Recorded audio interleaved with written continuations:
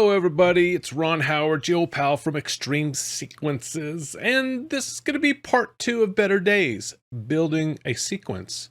I've gotten quite a bit of work done today. I wasn't really able to sequence yesterday. I did try in the morning, and it just didn't feel right. I wasn't in the mood. Yesterday being, September 11th. Wanted to spend a little time with the family, hang out, and reflect. Think about the important things in life. I think that's always a good thing for people to do. And so that is what I did. And of course, I watched a lot of different coverages on TV and some things just to kind of be in it. And so this morning I woke up with the intentions of doing more. Over the week or so since we last discussed the sequence, I've done some work on it. I did the matrix and I did the mega tree and I got all of that ironed out. But there was a lot to fill in. And with this type of sequence, I want there to be a lot of negative space. I want it to really, really breathe. And that's not always an easy thing to do in sequencing. So we're going to watch certain aspects of this.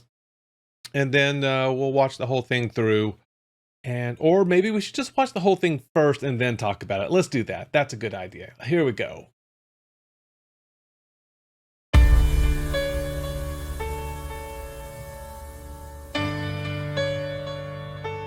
And really nothing has changed in the intro. Very sparse. And you ask me what I want this year, and I try to make this kind and clear. Just a chance that maybe we'll find better days. 'Cause I don't need boxes wrapped in strings and design I love and empty things. Just a chance that maybe we'll find better days. So Okay, let's stop right there. We'll do this in sections like we did the first time for consistency's sake. What was new that was added in the intro part would have been the tree topper, which is the star, and it has these tambourine hits, and the tambourine has such an interesting sustain from that instrument that I wanted there to be something not so staccato, but something that would sort of breathe with it. And that's where this came in. This little section. And it was right through here. And so I'm using a couple of effects here. I'm using Spirograph, and I'm using 2 is True Unmask, and beneath that is, yeah, don't tell too many people, but yes, I occasionally will use Morph. Let's keep it a secret, okay? I just use it very sparingly, but I put it on here, and I think it serves the purpose. I'm using Layer Star on Morph. I'm using Default, on the Spirograph, and that's the effect I get. So it gives me that nice little wash and kind of breaks up, similar to what you might imagine a tambourine looking like when you hear it rattle. And then we get into the next section. I incorporate some more color. And this is pretty easy to set up here. This is set to default. This next one happens to be a Spirograph. Continuing with that, and then continuing with the morphs, and I change up some of the colors. So those are layer, size, default, and default for the layer settings, and then just using the colors to get this to blend in.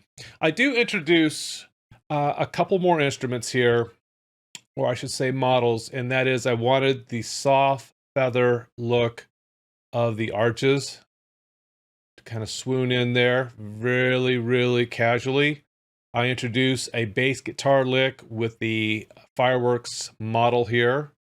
I introduced the mini trees, and really the only reason here is to create just a little more balance between here and here, the left and the right, but I don't want a whole lot of attention. I've blended these colors to look like everything else.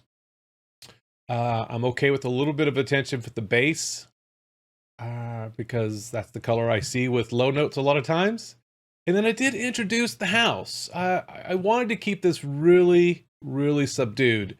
And a way you can do that is simply change either the brightness. You can mute it back over here with the blur, but I decided to take these spirals and bring the brightness back 50%. I just really wanted to bring this back in brightness. It brings that tone down just enough to where it doesn't overpower the rest of the show. Because right now, things that are important to me when I'm watching this is still the piano, the mega tree with the introduction of the bass, and sort of subliminally just some sweeping arches. And it looks just like this. Boxes wrapped in strings and design and love and empty things. Just a chance that maybe we'll find better days. So Okay, better days. There we go. And here we go into a chorus section. Do keep in mind, and I haven't mentioned this yet, I have not sequenced any of the HD models. So the Spinarchies and all the Gilbert Engineering HD models, that will happen after this, and then I will likely make a part 3 of this. Let's get into this next section. One more time. So take these words and sing out loud, 'cause everyone is forgiven now, 'cause tonight's the night the world begins again.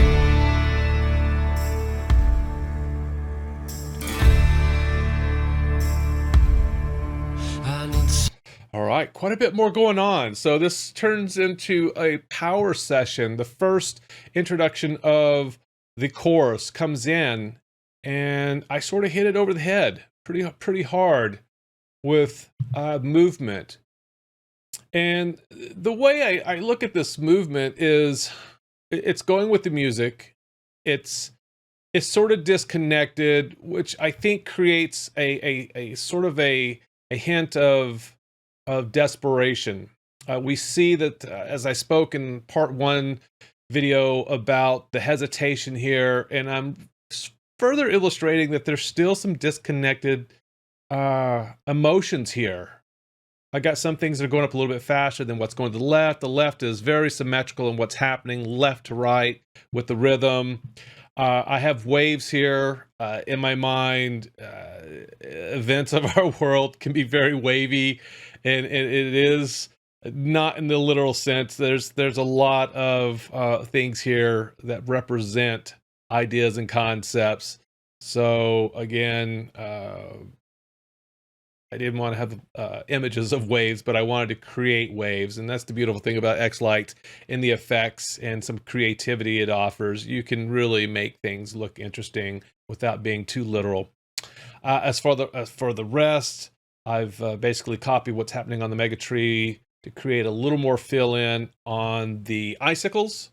The mini trees, very smooth, like an upside down waterfall. A static setting on the tips of the stars, and then the same thing that's happening in the megatree happening inside of the stars. The fireworks here are going up very similar to everything else. And that's kind of it there. It'll be interesting to see what I do with some of the high density stuff here. But if we want to take a look at what I was doing with any of this, let's see here. Would have been this section. The eaves are basically just using single strand, and I'm using default. It's not often you'll see me use default for render style for a group, but I wanted everything to go from left to right. That was the look. That is sitting on top of a color wash that has a brightness curve that starts very dim and then gets brighter as it goes up using these colors here. Okay. And then similarly, the verts are doing that, but I've also added a little faster color going up, and then of course this as well, as it was with the eaves. Anything else in here? Wave effect, of course, that's on the arches. That's a very easy effect. Again, this is a default render style going across it. You can get some pretty unique things changing the render styles with the wave effect. Patio arches, they're doing the same. And then the fireworks, pretty much doing the same. And then here, of course, we're introducing twig trees here that are going to come in from the center and sort of spread out on left and right and very slowly come in and resolve in between all the poles. I wanted that to be subtle, nothing too blatant. All right, this next section we got into here that I did let you see was sort of the sunrise, more of the motif with the yellow, expanding that into the arches. Again, for me, symbolic of hope, you know, that's sort of how I see that. It was time to introduce the flakes, and I did. That's the last thing I did today. They're pretty quiet until they get to this section right here. And I decided to bring those in to mirror what's happening through the rest of this.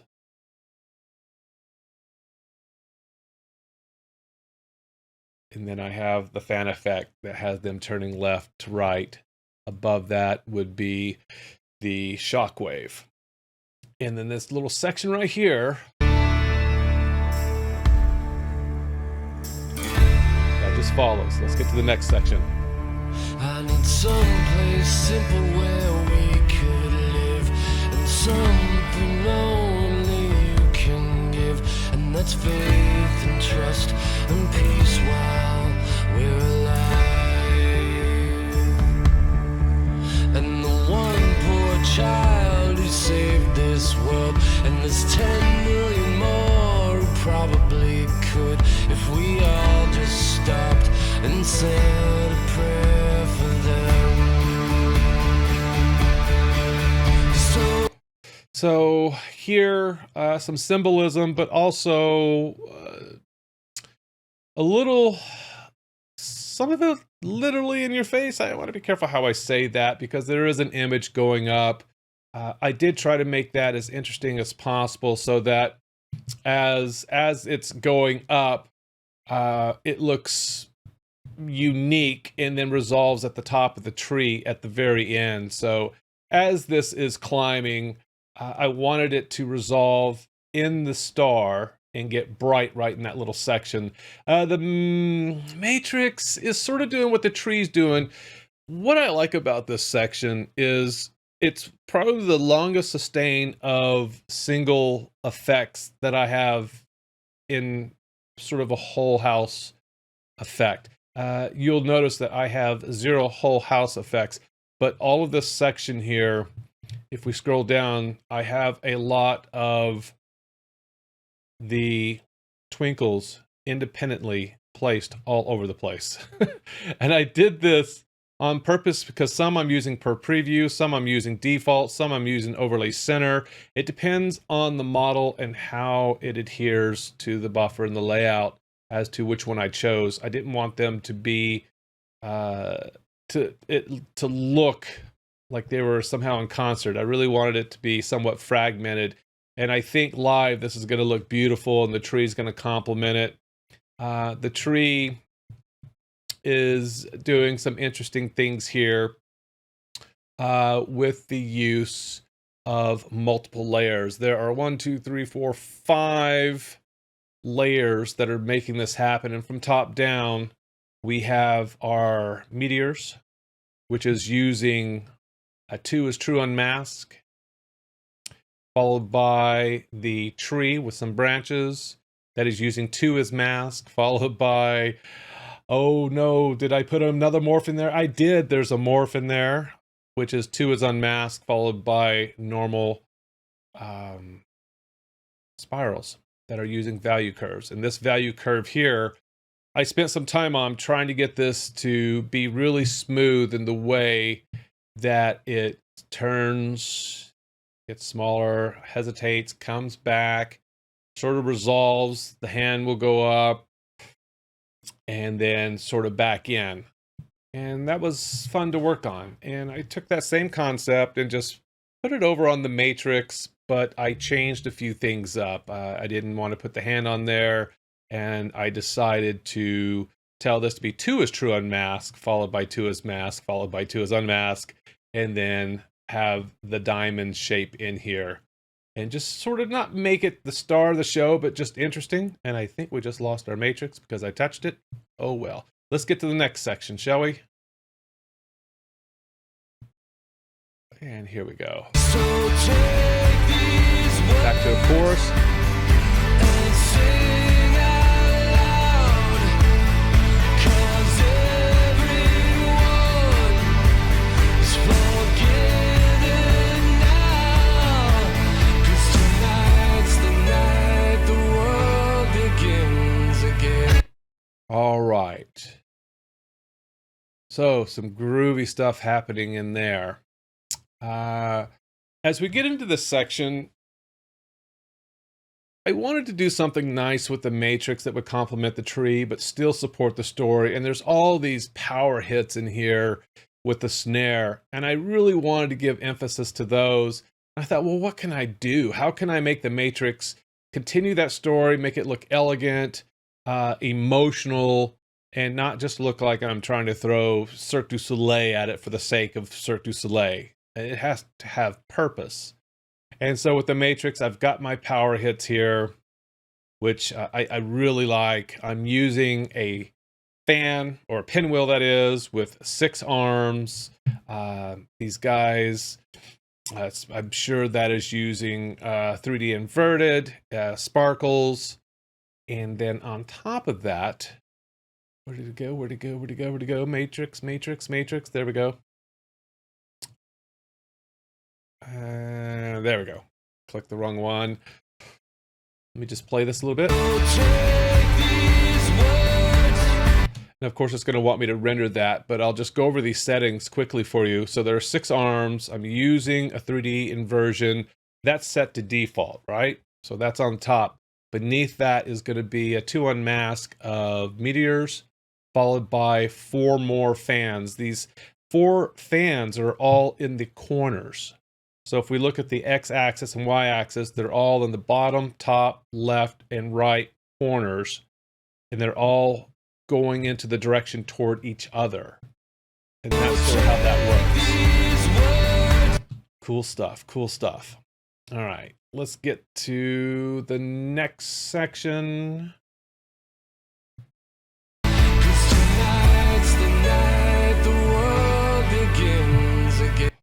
So yeah, maybe this is obvious, maybe it's not, maybe it's just me needing to put this in here for artistic integrity. What am I thinking about here? Yeah, I'm thinking about the 2 towers. For me, that's obvious. If that's something that bothers you, you could certainly add 2 more arms and make this different, or make this just pop out in the center. But this is sort of where my head's at with this, and I wanted this to convey in the same way the Megatree does. I wanted this to be symbolic, and this can mean a lot of different things. Emotionally, from the events, I mean, you know, I'm going to leave this up to your interpretation. I have mine. I'll keep that to myself, but it's just my way of thinking about the event. All right, let's get to this next section. More power, more conflict. Pixel pulls up and down. Which way do we go? Don't know. Fusion, chaos.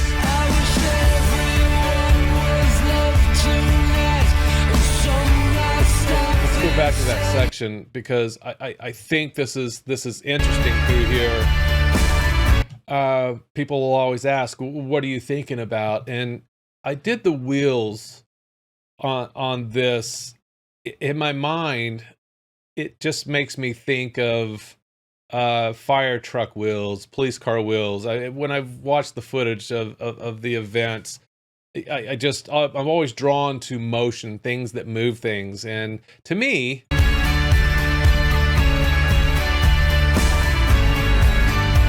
it's much likened to a gear, something that's moving. So, you know, your interpretation may be different than mine, but that's what I see.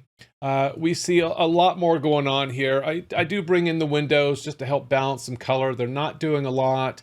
I have waves and waves on the icicles. I have a little more going on with the flakes. All these Gilbert Engineering flakes are doing things. I'm introducing colors back in with these winterberry trees. I'm creating motion going up with the spiral trees, continuing on with the arches. The power punches are there. A little more chaos here in the mini trees, and you know, it's like watching a juggler, you know, in that anticipation. Oh my gosh, are they going to keep the balls in the air? Are they going to fall? I mean, any second that moment, you just feel like they're going to drop the ball, and it's just the act's going to be over. And that's sort of where that comes from. It does transition in the middle. Calms down just a little bit.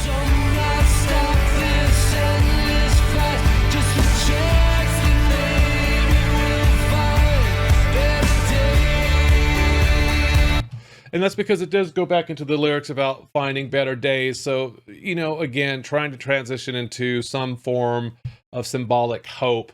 And so we calm it down a little bit. The Matrix still has the power hits. I'm using a pinwheel on this. Again, this is probably using the 3D inverted. One is true unmask, which then resolves to this on effect. And that is to unmask to these guys here. And that's how we get these textures in behind. And that's about it. If we look at these power hits here for the snares, you can see that is using a to unmask. And now that I've touched it, it's not going to want to play back. But that's how it's getting that effect inside of it. Let's go on toward the end.